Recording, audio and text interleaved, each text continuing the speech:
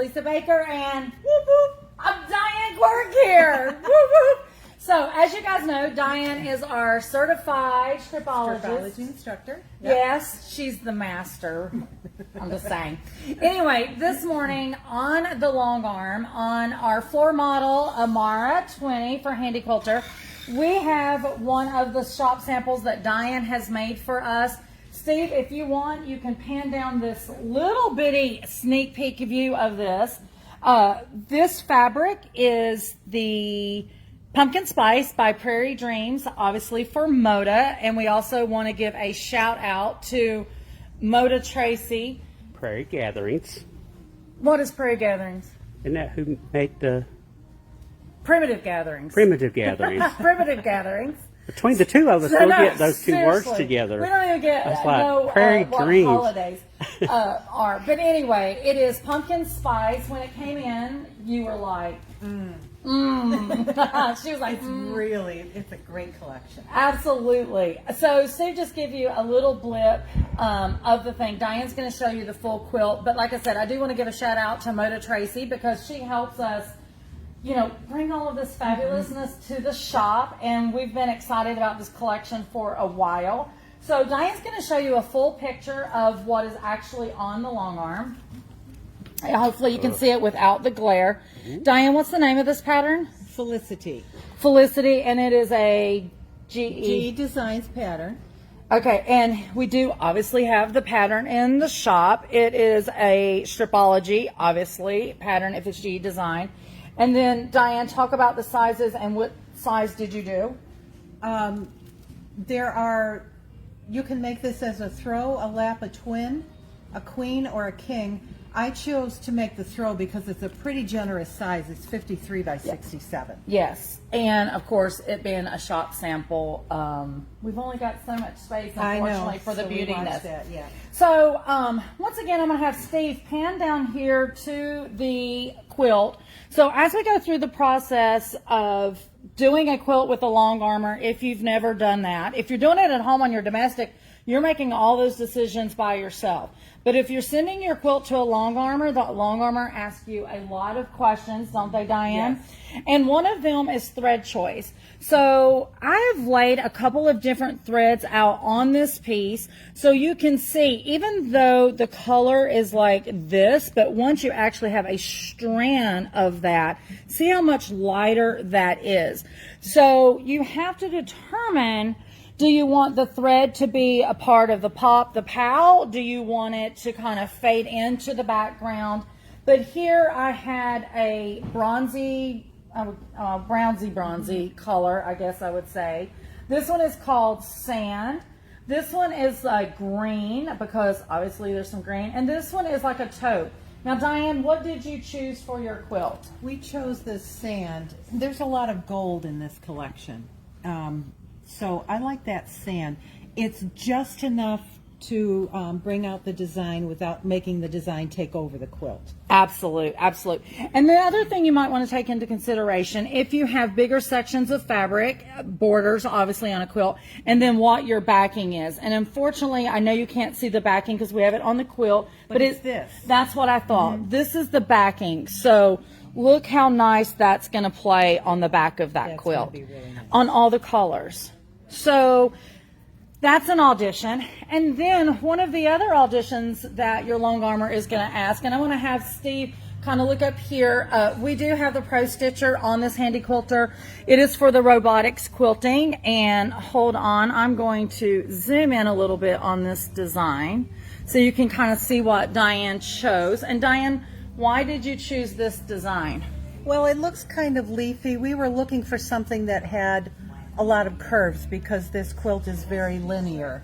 So we were looking for something with curves and something that was kind of curvy and looks like it's leafy. So this one turns out to be about the best choice. Yeah, and it really does mimic some of the design factors in the fabric. One of the other options we kind of played with, but we couldn't find one we really loved, was the leaf with the acorn. Yes. Because one of the prints in this Pumpkin Spice collection, it has the acorns and the oak leaf or whatever. Yeah. So this was the winner chicken dinner. And so we're going to quilt it. Yay! And then Diane's going to bind it. But anyway, we already set up here on the screen. If you'd like to see it a little bit closer, I don't know if you can see it where Steve is at. But the pink demonstrates the quilt area. And then, of course, we've brought the design in. We've made it the size we want. We've cropped it down. And if you look right there, you'll see a little green kind of X marks the spot. That is actually where it's going to start quilting. So real quick before we jump off live, I'm going to go ahead and hit run on this. And Steve, is anybody talking to us this morning? Not as of yet. Everybody's asleep. It is a gray, rainy morning for sure. So guys, if you noticed, the machine moved over there itself. I did not have to do that. It went over to the starting point. It went needle down, needle up to help me bring that bobbin thread up. Once I have that bobbin thread, I hit resume, and it is going to take off, assuming, of course, on camera, I just broke a thread. Hold on. That's what I get for being in a hurry, I guess. So, Diane, talk to them about a potential class while I fix this thread. Okay, so we're going to get a class scheduled for this because I think it's a great quilt for using ruler skills. It's one of those GE Designs patterns that looks very complicated, but turns out to be very simple to make in a lot of ways. So this quilt actually is made from 8 fat quarters and 2 yards of background fabric, and then of course the border and the backing. And you start this quilt block, these 2 quilt blocks that are in the pattern. You start them with 1 6.5 inch square and a couple of rectangles. And from that, you get this beautiful design on this pattern. So we're going to get a class scheduled in the fall so that we can bring some people in and have some fun making this quilt. And talk about your master stripology for July and August that you've already filled. What about people that didn't make the cut? So Before people you who do didn't that, make let the me cut, hold on. yeah. Shannon Yanes says good morning. She says, I've been here for a while but didn't say hi. Oh, thank you, Okay, Shannon. good morning, Shannon. So we have been doing Master Your Stripology Rulers classes, and for that, as Lisa said, we had a class scheduled for July and a class scheduled for August. Both of those filled up very, very quickly, so you know what that means, Lisa. We're scheduling another one. We have to sit down with the calendar and we have to schedule some more. So those classes have been very popular, and I think because people have bought rulers and either didn't know what they could do with them or all they were doing was cutting strips, and there's so much more that you can do with the stripology ruler, so that's what we explore in the class. Absolutely. I will give a shout out. Some of the people that registered for those classes is ones that you gave free demos to at the Charlotte Quilt Show and the Cabarrus Quilt Show. So that was just really nice to see them to continue to support us. Yeah, I love to see people who have been to a demo and who decide to come and join us. Absolutely. Stacy and Relyn say, good morning, y'all. Good morning, Miss Stacy. Good morning, Miss Freeland. So I rethreaded the machine real quick. Went ahead and got it started while Diane was looking. I just wanted to start it while we were on camera so you guys could see how that thread was going to play in that yummy, yummy border. So yummy. So Diane, this is your quilt, your thread choice, your design. Are you enjoying it? Yes, ma'am. I love watching this machine work, and I love to see how the thread color, as you say, how it plays with the fabrics. But I like that it's popping out of that red border, and then in here it's going to really kind of relax into the other colors, I think. It really is.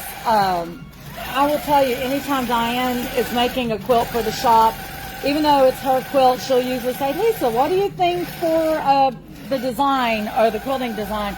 And we both are like, it's hard to choose because it really is. It's a labor of love, guys, to do your quilt. And you don't know, if you've never seen the design quilted out, you don't know what that design looks like. You're just looking at it on a screen and hoping it is going to make your quilt sing. Yeah. Sometimes it sings and sometimes it clunkers. Hey, we've been able to make a lot of quilts sing. Most quilts sing. I can think of one clunker for sure. We won't talk about that clunker. It's still a pretty quilt. It just didn't do what we wanted it to Yes, do. yeah. And sometimes that happens with a thread choice or a design. But no matter what, every quilt is beautiful. And I'm like Diane, this is mesmerizing. So we're going to jump off here and we're going to continue to watch the amazingness of the Handi Quilter Amara 20, the Pro-Stitcher at work, and shout out to Moda and shout out to Primitive Gatherings for this beautiful fabric collection, and a shout out to Moda Tracy. For now, this is Lisa and Diane at Serendipitous, where Unexpected happiness is found in every stitch. Bye guys, have a good one.